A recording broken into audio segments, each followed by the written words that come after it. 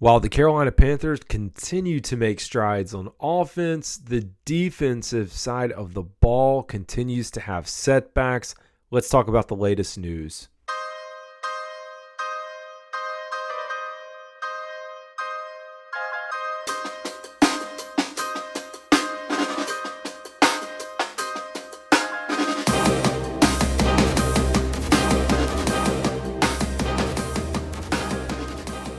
Folks, it has been a rough year, 4 games into the season for the Carolina Panthers on the defensive side of the ball. And some of this happened during the preseason, during training camp. Heck, even DJ Wonham, who we projected to be a starter outside linebacker, had a setback in his surgery. And here we are, folks, and we're going to talk about where the state of the defense sits. But there is a lot that this team is going to have to overcome. And we got news this week, folks. We knew that Shaq Thompson was hurt. We knew it was probably significant. Turns out it is an Achilles injury, and he is going to miss the remainder of the season. And it does open up the question, and I will say this, and I always say it, for the players, the coaches, the families that watch me and tune into this show, I'm always going to be a diehard Panther fan. But I also have to add, a little bit of context and just general thoughts around this situation itself.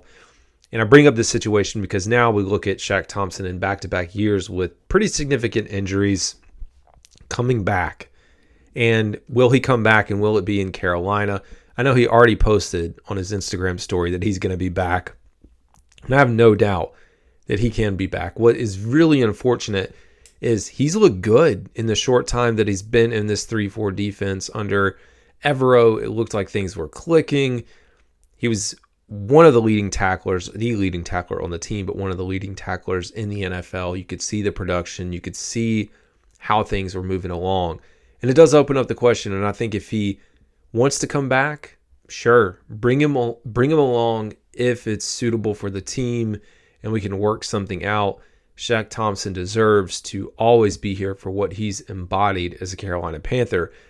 And Dave Canales reiterated that. If you have not had a chance to go back, listen to the presser from Monday where Dave Canales addressed the situation with Shaq once the news broke. He talked about Shaq being a leader for him, as in Dave Canales being able to go to him to talk and trust in him as, he gets his footing as a new head coach. So I think the leadership that Shaq is able to bring to this team cannot be understated. I know he'll still have an impact, but you look at the number of captains and players that have been injured throughout this process. I mean, the list is dwindling down from Sam Franklin, Derek Brown, Bryce Young's benched, Shaq. I mean, it's just the wildest turn of events I don't know if we've seen it. But speaking of the defensive side of the ball, we're talking about Shaq Thompson. That's going to be a very big piece for Trevin Wallace to fill in. Claudin Cherylus and Chandler Wooten. We're going to talk about where the room sits in just a minute.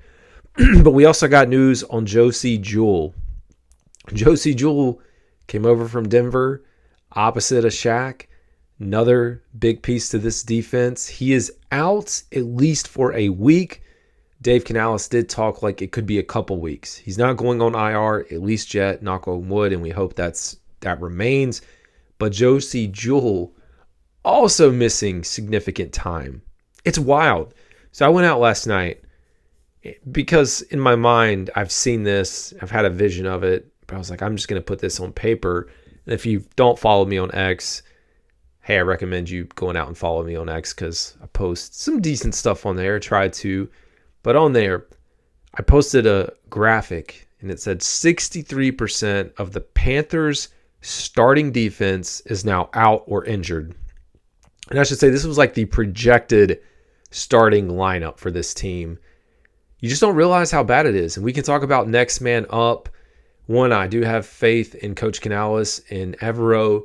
But at the end of the day, when you're working with pulling guys off the practice squad to play meaningful reps throughout this season, a rookie linebacker, another linebacker who doesn't have a ton of experience, it's going to be really hard to fill the gap. And to be exact, I also went back and looked at this. We're going to talk about the starters in a second, or lack thereof. Shaq Thompson and Josie Jewell combined for 1,235 career tackles. The trio that's behind them now, and I didn't throw Chandler Wooten's stats in here. I'm sure it's no knock on him, but not a lot. You had Shaq with 752, Josie with 483, Trevin Wallace 3, Claude Cherilus 3, and John Radigan with 24. So you're talking 30 career tackles, and probably most of those on special teams, more than likely. And that is your linebacking core. And like I said, Chandler Wooten. And you know what? I've got it pulled up, or I can get it pulled up. Let's see while I'm doing this live and recording this, the stats for Chandler Wooten. I'm going to guess it's probably 10, 12, maybe career totals. Let's go to Panthers.com. To be exact, it is 7 total. 7 total tackles. That's where we're at, folks. Now going back, and we'll close out the additions and where the team sits. If you go across the board, Dane Jackson, Keaton, or Chuden is your starting corner opposite of JC. Of course, we know Mike Jackson. Mike Jackson's done a fantastic job filling in, so it's not a huge drop-off. I don't know what Dane would bring, but hopefully we get Dane back and healthy. You have Jadeveon Clowney, who is available, but, hasn't been able to do a lot with the pass rush. And that's just kind of across the board. There's just not a big pass rush at all. Derek Brown out for the year. Shai Tuttle battling an injury. You have Ashawn Robinson, who's looked great. So, out of the group, you're really down to Clowney, Robinson, J.C. Horn, and Xavier Woods is the 4 guys. But DJ Wonham, again, I know his is more of a setback that happened a long time ago, but either way, when he was signed, you thought he was going to be ready. So that was the conversation, was like he should be fine and ready to go by training camp. Not the case. Here we are. Still not going to be back. But DJ Wonham. J.C. Horn, who, when we talk about injuries, knock on wood, he's one that's suffered a lot, but he's looked the best. He just had a career high in tackles on Sunday. I think his number was 8, if I believe. DJ Johnson also had a career high. I think his was 6. So then we move to Josie Jewell, again, who's now going to miss a little bit of time. Shaq Thompson, who is out for the year. Jordan Fuller, who's also battling injury and out right now. And then Xavier Woods is your healthy safety, man. There's only so much, and you kind of, as you look at evaluating this team moving forward for the rest of the year, I think it's kind of scary to think about where we would be. We would probably be close to 0 to 1 wins. A win with Bryce Young at the helm. Andy Dalton has absolutely elevated the entire team, and I listened to Anish Shroff on the Kyle Bailey Club show on WFNZ this afternoon, and he said the optimism in the building, not just the team, but it is echoed out through everyone.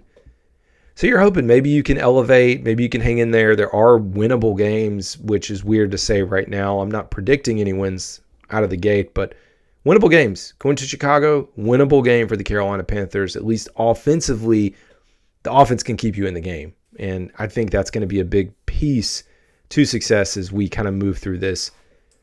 So going back, and I know I posted this on social, but wanted to highlight the transactions that have happened this week.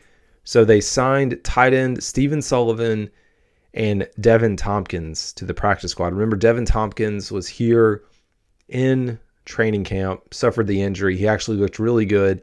I'm excited to have him back, one as a receiver, possibly filling in for Adam once he gets up to speed, and the return game.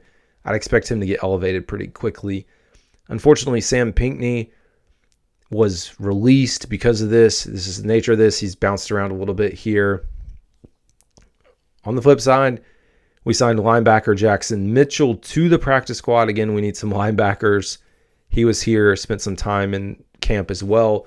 They released cornerback Aziz Hearn from the practice squad.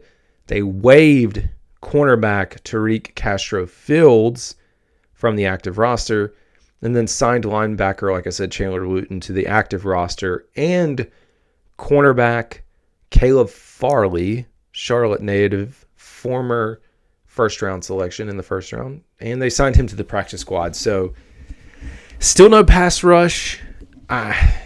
That's probably the biggest question mark for this team. And, man, if y'all listen to me, you know my philosophy now moving out is like you got to ride with Andy Dalton. Maybe you get lucky and Bryce Young really takes this time to soak it in and he does develop. But for the time being, to be competitive, you take Andy Dalton, you go out into the draft, and you pick the best available players that fit the needs of this team. And you got to get them early. The impact of those guys in the early rounds and being able to hit on some of the later picks, like that's where this team is going to need to be successful. And if you look at the past Carolina Panthers teams that have been successful, sure, they may have had a flash or splash free agency signing along the way, but a lot of it was the homegrown talent that was right here. And so you got to be able to do that. And I do think, I mean, you look at the offensive line, as we talk about the state of the Panthers, that's one thing that has been on fire this year. And even Chandler Zavala filling in for Damian Lewis has looked good. And Ike Ekwonu, also not terrible, looking much better in this scheme in the fit. You have Chuba Hubbard, can rely on the run game. There's a lot of good pieces there. And again, we're seeing the beginning stages of Xavier Legette beginning to flourish, which should make you excited. Defense, that's going to be the question. Can we put up enough points and hold teams to remain competitive? It's a much better feeling than what it has been here in the Carolinas, where we don't feel like we're the worst team. We do feel like on Sundays we can compete, and even when we get down, we can score some points. I know the road is going to be bumpy. I don't think every Sunday we're going to have our A game, and there may be a game where we have a few interceptions or turnovers, but battling along the way, at least over these next few weeks, I'd love for this team to figure out how to get to 500. Be great, wouldn't it? Have some winning football here or competitive football. Anyways, folks, that is going to do it for your check-in. I will be back if anything pops up, and of course, we will be back to talk about the Chicago Bears. One thing I will say, Davante Adams, if that is in your bucket of stuff, I'm extending this out. Davante Adams not coming to Carolina, so I get that out of your mind. But to the group of fans that are trying to get rid of Deontay Johnson in a trade, because those are now speculations, him, Adam Thielen, who isn't even healthy, somebody's going to come in and scoop them up. Folks, the Panthers have talent. They need to retain it. We've seen us ship away talent, whether the player walked, and this is not a Frankie Louvu situation where he's bounced around from each coach. It's a stable environment with Dave Canales. The money is there, or could be there, for these guys. So I don't think right out of the gate we're going to have someone walking out the door in a Deontay Johnson. Like, there's an opportunity and or franchise tag. So always keep that in mind. But I get so frustrated with people who's like, we just need to stockpile picks, and they try to compare it to teams. Folks, some of the teams that have been able to do this traded away quarterbacks to get some of those assets. When you look at the Houston Texans and what they gave up in the trade with Cleveland, that's part of the reason they were able to get what they got. And unless we're trading away Bryce Young, that's not really going to be a thing. Keep what you got. That's all I'm going to say. We'll have plenty of time to talk about who, and I've already done it, but who should be here, all that fun stuff. Anyways, I'm actually going to close it out this time. Y'all have a good one.